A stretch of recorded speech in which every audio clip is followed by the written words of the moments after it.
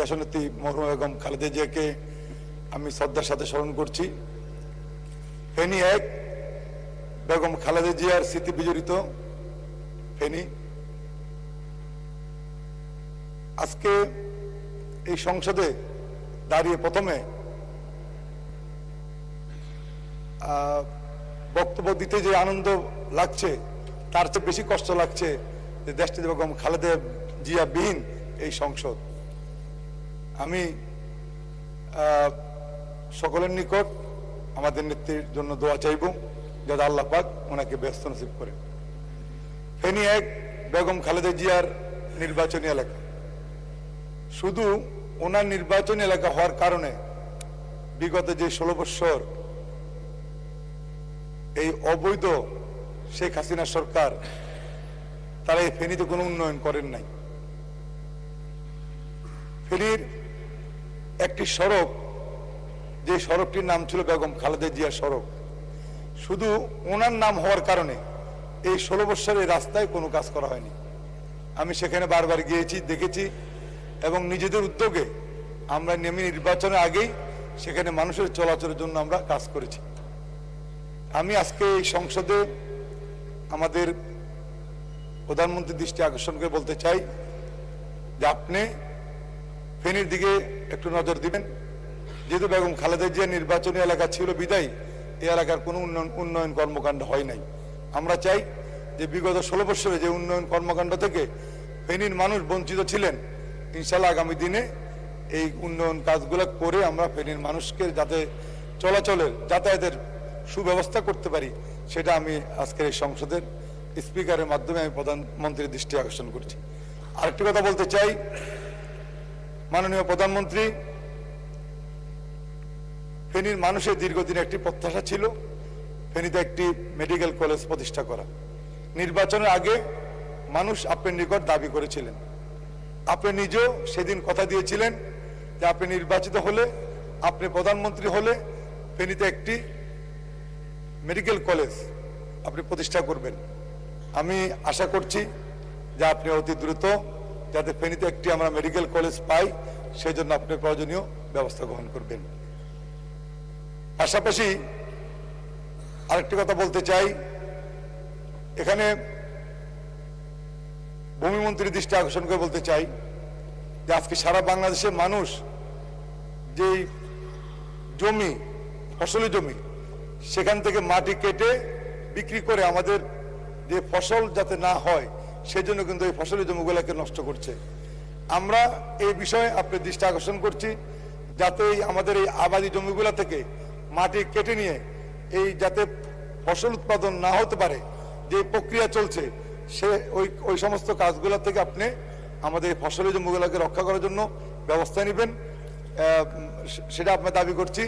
ইনশাল্লাহ আগামী আপনাদের সকলকে, মাননীয় স্পিকার, আপনাকে ধন্যবাদ জানাচ্ছি। আসসালামু আলাইকুম। ধন্যবাদ মাননীয় সদস্য। এখন বক্তব্য রাখার জন্য আহ্বান জানাচ্ছি নাটোর থেকে নির্বাচিত সংসদ সদস্য মোহাম্মদ আনোয়ারুল ইসলাম, নাটোর 3।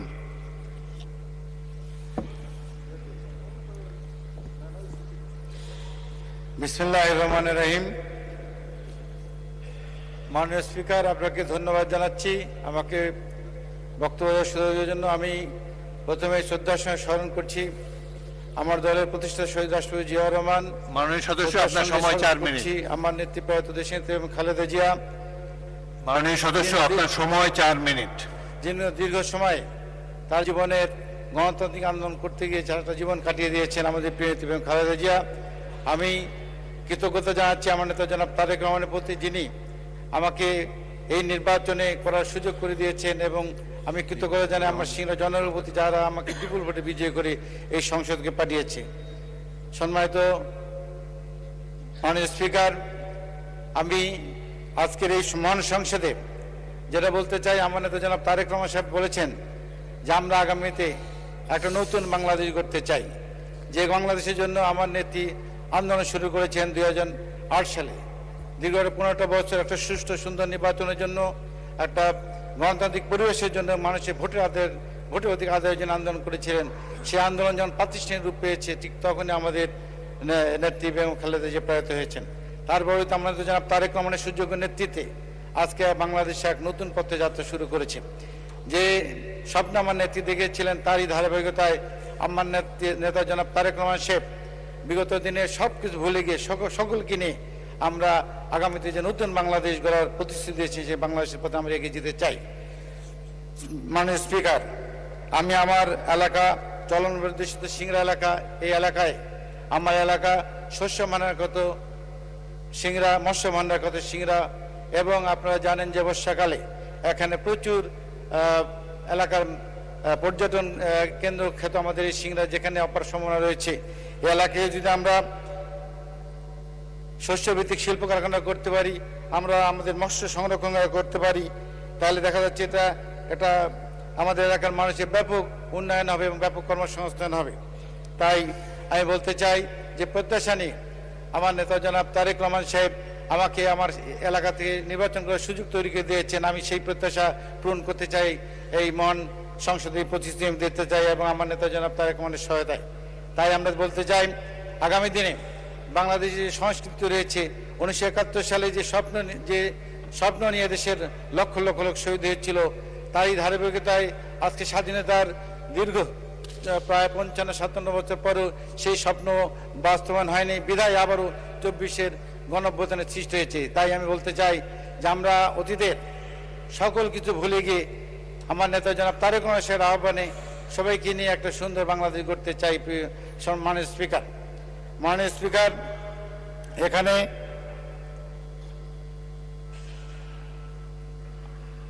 আর একটা বিষয় আমি বলতে চাই যে যেখানে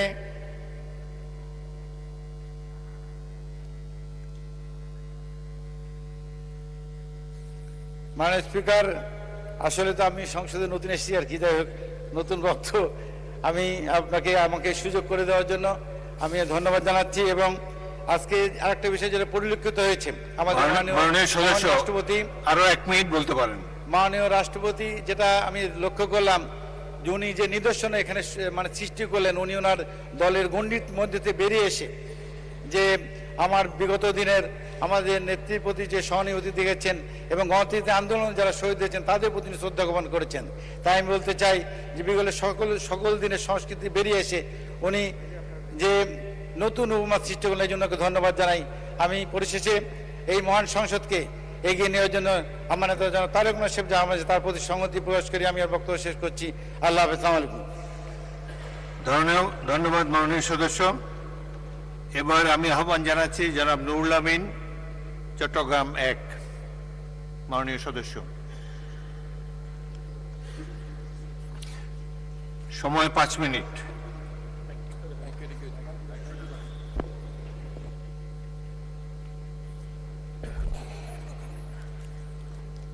বিসমিল্লাহির রহমানির রহিম। মাননীয় স্পিকার, আপনাকে ধন্যবাদ। মহান রাব্বুল আলামিনের দরবারে সর্বপ্রথম শুকরিয়া জ্ঞাপন করছি। আল্লাহ পাক আজকের এই মহান সংসদে আমাকে আসার এবং কথা বলার তৌফিক দান করেছেন, আলহামদুলিল্লাহ। আমি কৃতজ্ঞতা জানাই, ধন্যবাদ জানাই আমার প্রিয় নেতা বাংলাদেশ সরকারের মাননীয় প্রধানমন্ত্রী আমাকে আজকের এই সংসদে আসার সুযোগ করে দেওয়ার জন্য। আমি আমার একটি ব্যক্তির নাম উল্লেখ করলে নয়, যেটা শোক প্রস্তাবে আসার কথা ছিল, আজকে যদিও বক্তব্য দেওয়ার বিষয় নেই। বাংলাদেশের এক সন্ধিক্ষণে যখন শাহবাগে ইসলাম, মুসলমান এবং দেশের বিরুদ্ধে ষড়যন্ত্র হয়েছিল, ঠিক সেই দিন হেফাজত ইসলাম নামে একটি সংগঠন করে, অরাজনৈতিক সংগঠন করে, যার নেতৃত্ব দিয়েছিলেন মাওলানা আহমদ শফি সাহেব এবং জনায়েত বাবুনগরী, যার কারণে সেই দিন এই নাস্তিক শাহবাগীরা বাংলাদেশ থেকে বিতাড়িত হয়েছিলেন। তাকে আমি শ্রদ্ধার সাথে স্মরণ করছি। সেই জনায়েত বাবুনগরী এবং আল্লামা আহমদ শফি সাহেবকে এবং তার নামটাও শোক প্রস্তাবে অন্তর্ভুক্ত করার জন্য আমি আহ্বান জানাচ্ছি। মাননীয় স্পিকার, শ্রদ্ধার সাথে স্মরণ করছি আমাদের প্রিয় নেত্রী দেশনেত্রী বেগম খালেদা জিয়াকে, যিনি আজকের এই সংসদে অনুপস্থিতিতে আমরা দুঃখ পেয়েছি। আজকের এই সংসদে যদি আমাদের নেত্রী থাকতেন আমাদের কাছে আরো ভালো লাগতো। মাননীয় স্পিকার, আমার নির্বাচনী এলাকা মিরসরাই একটি চট্টগ্রামের প্রবেশদ্বার। আমাদের 16 বছর এই মিরসরাই মানুষ উন্নয়ন থেকে বঞ্চিত হয়েছে। রাস্তাঘাট, পোল, কালভার্ট থেকে শুরু করে যে নির্বাচনী এলাকায় আমাদের প্রিয় নেত্রী নির্বাচন করে বিজয় হয়েছিলেন, যার কারণে আমার এলাকায় উন্নয়নের ছোঁয়া লাগে নাই।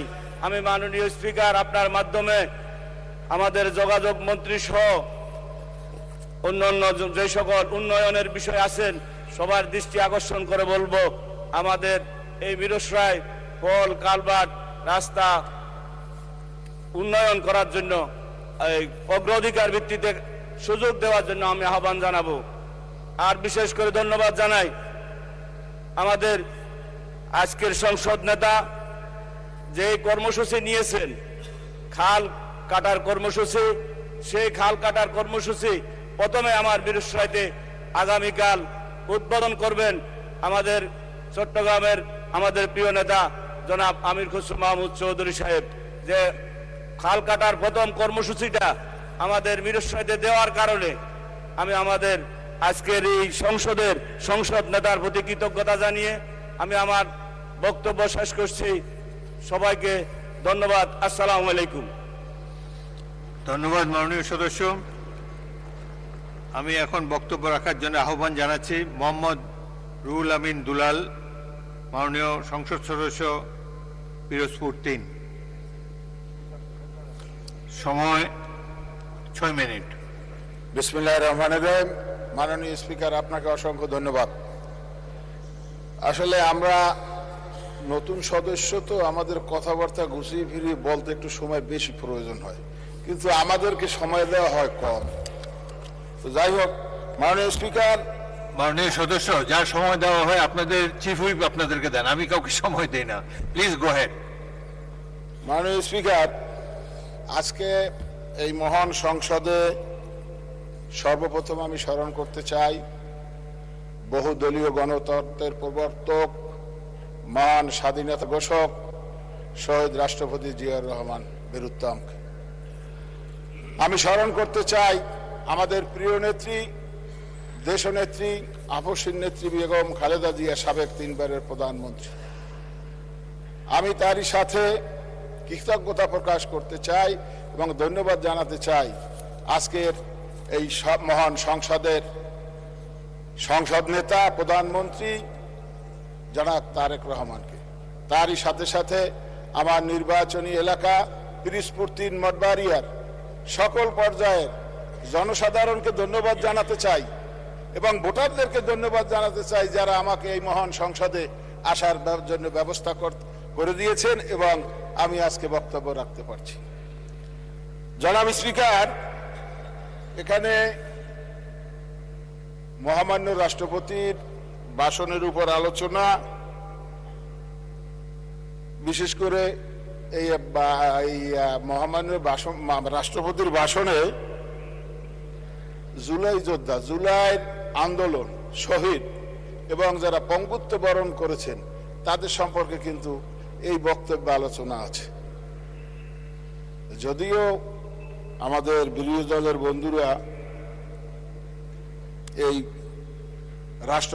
মহামান্য রাষ্ট্রপতির ভাষণে তারা ওয়াকআউট করেছিলেন, এখানে স্বৈরাচারের কর্তৃক নির্বাচিত